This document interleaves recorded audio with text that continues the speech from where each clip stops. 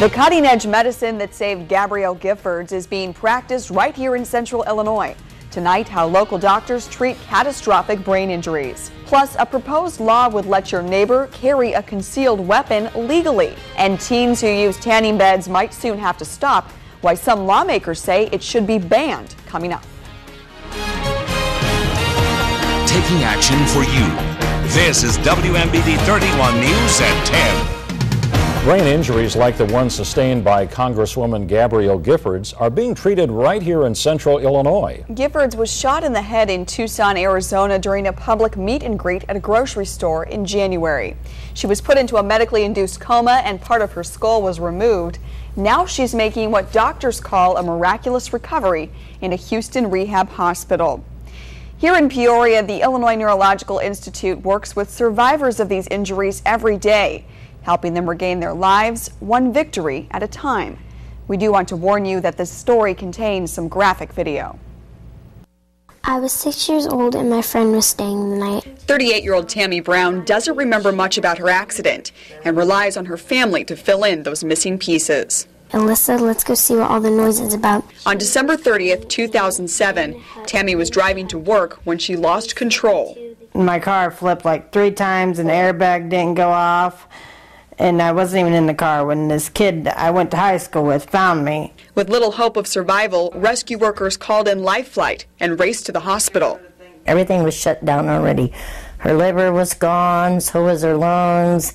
There was nothing but a very little heartbeat. The whole way there I cried. I didn't know how bad it was. Particularly difficult to make out. Spinal cord and brain damage placed Tammy in critical danger, and she was handed over to the neurosurgical specialists at OSF St. Francis Medical Center. Within minutes, the patient will be wheeled up to the operating room and surgery will commence. Dr. Jeffrey Klopfenstein is a neurosurgeon with the Illinois Neurological Institute. He is also directly connected with those who worked to save Arizona Congresswoman Gabrielle Giffords after she was shot in the head in January. Dr. Lamole, who was the head neurosurgeon in Tucson at the University of Arizona, is a good friend of mine. I actually did my training with him. That training led Dr. Klopfenstein to Peoria and OSF St. Francis Medical Center, where he performed surgery on all levels of trauma cases. Dr. Klopfenstein says timing is a huge factor when trying to halt brain damage. The sooner you can decompress that brain, in other words, give the brain room to swell, which is what they did, the better off you are. With time, more swelling occurs and more damage to the brain occurs. Time to ticket. And that can lead to more severe and long-term damage and more intensive therapy.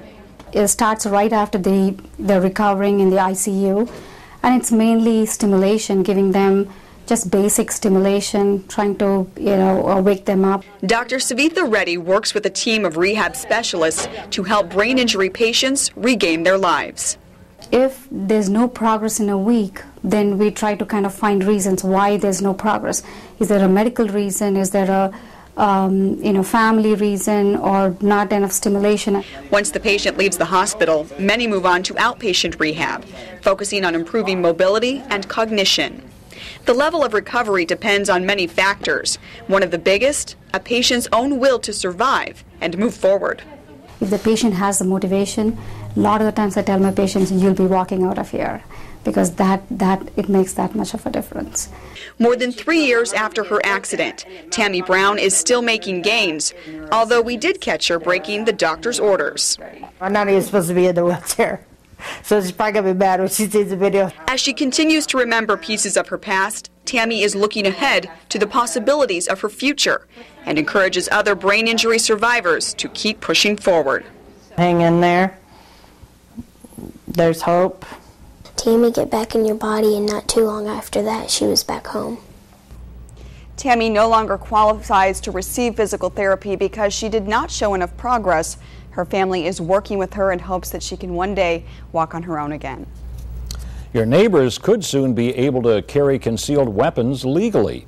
A bill moving through the Illinois General Assembly would grant permits for citizens over 21 to conceal and carry firearms. Now, that's after meeting requirements and also passing necessary background checks and training courses. Opponents think more guns would add to a growing problem, but supporters say Illinois needs to catch up with other states.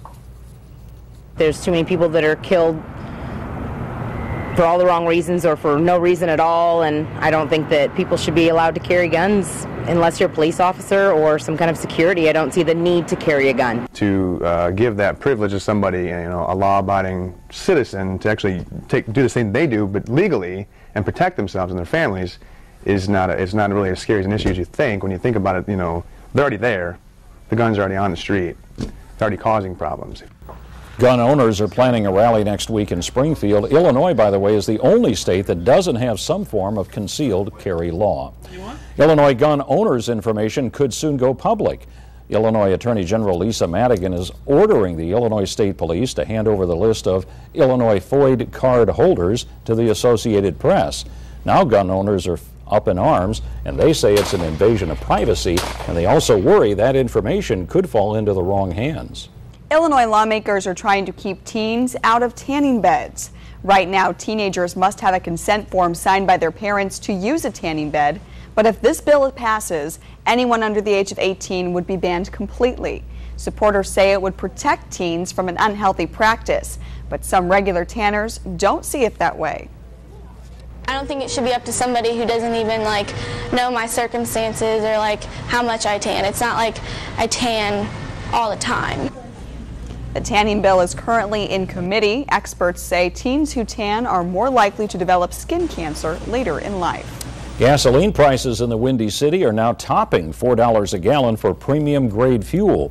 AAA says the average gas price in Chicago for a regular gallon of gasoline is slightly more reasonable at about $3.63. Experts warn, however, that prices on regular gas may reach the $4 mark by Memorial Day or even sooner. Conflicts in the Middle East are driving those prices upward. Construction on the parking lot at East Peoria's new Bass Pro Shops is underway. About 3,000 yards of concrete have already been poured, and officials say that about 75 to 80 workers are on site daily, and that number will actually grow as construction progresses. Bass Pro is scheduled to open in mid-September. Homeowners in Peoria's East Village growth cell could get some help paying for home improvement. Residents can qualify for up to $30,000 in assistance. The first $5,000 would come from a grant, the remaining $25,000 from a loan. Officials say increasing property values will help pay for the program. Money will be awarded through a point system. If you want to put on a new roof, you would get so many points because that's an exterior improvement that would help the whole neighborhood. If you're doing a new furnace or air conditioner, you would get less points, something like that. So there's still some of those details to work out. The Peoria City Council will vote on the program March 22nd.